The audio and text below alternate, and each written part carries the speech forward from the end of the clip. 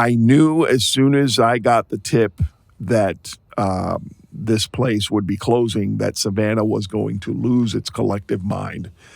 Of course, I'm talking about the announcement that Tubby's on River Street would be closing on December 31st, ending a 25-year run in this location on River Street.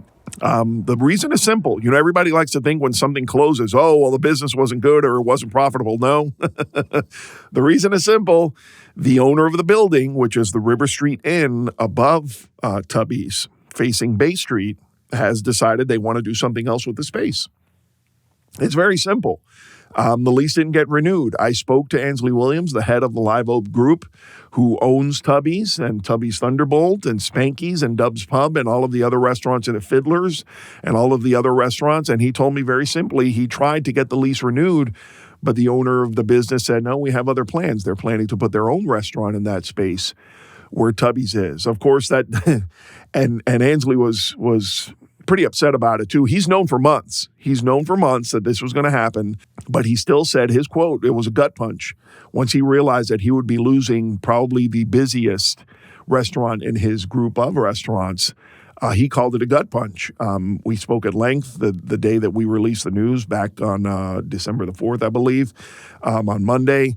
And he was still pretty bummed out about it. He had to tell all his employees and all of that stuff that comes with it. And it's never easy.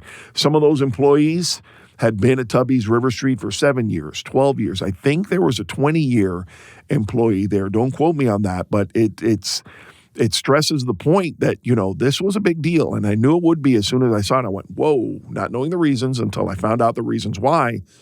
And it wasn't a lack of business. It's not some downtown Savannah's dying.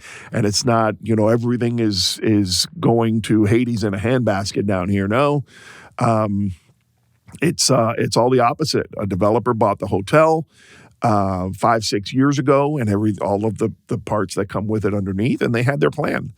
And they had their vision for what they wanted to do with it. And now they are, not renewing leases. It happened to Bernie's Oyster House down on River Street made huge headlines over the summer when their lease wasn't renewed and they wound up moving out to Pooler.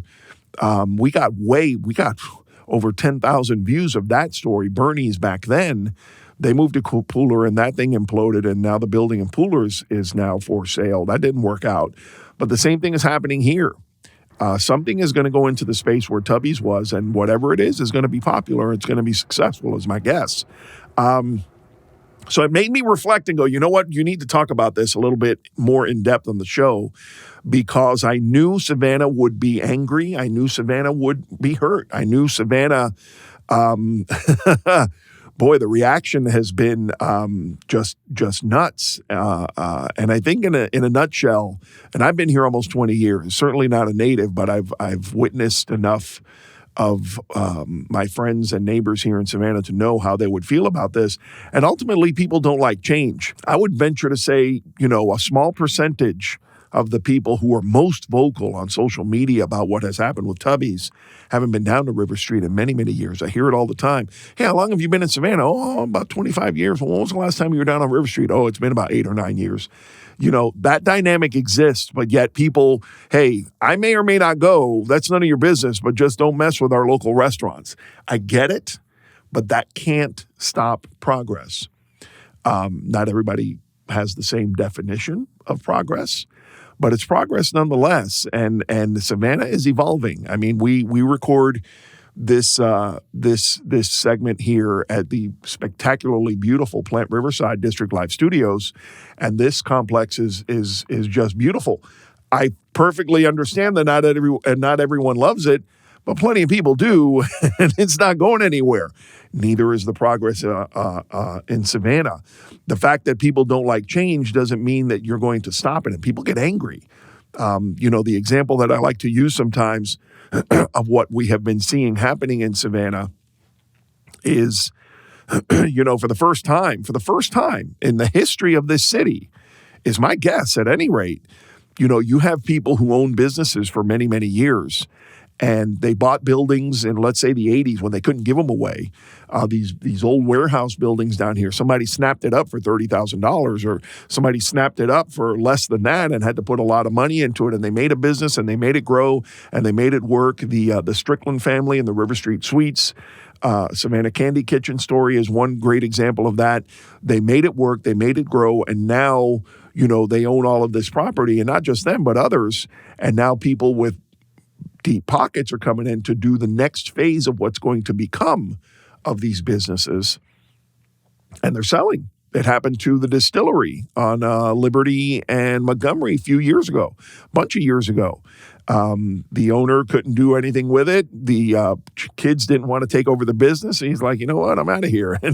and he walked, and everybody was up in arms because they didn't want one of their favorite spots closing.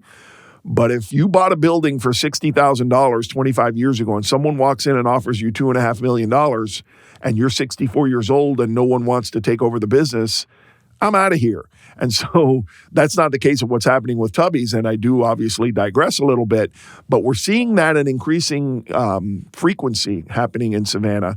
And it's not change. And one person I had a discussion with on social media, they use the word Savannah's dying, and this is, and they got political, and the left and the right and gloom and doom and all of that stuff. No, I think the big fear is that Savannah's going to end up with a Chipotle on every corner. And if it's not Chipotle, it'll be a Starbucks or a McDonald's or insert name of other big box company that exists in any other big city. I get that fear. I don't want that to happen either, but I don't think that will happen. But that's, a discussion for another time. I think what we can all agree on is what I've said already, is that Savannah is changing. Savannah, I'm okay with it. I live downtown. I embrace this. I love the vibe down here. But not everyone does. We had a sandwich shop close last year because the number of attorneys and or other business people who can take a walk down to the corner and have, a chicken salad sandwich with the owner, Steve, over lunch before they go back to work, that dynamic is eroding. That dynamic is going away, especially when you find out the biggest office building downtown is about to become a Ritz-Carlton hotel. You're losing that personal connection that so many people loved here in Savannah and still do. It still exists, just not as much as it did before. And that drives people crazy. I get it. But we're not going to stop the change. So,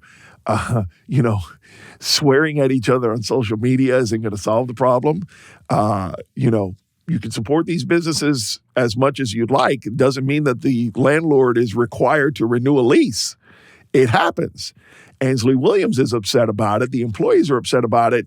85% of Savannah is upset about it. Believe me.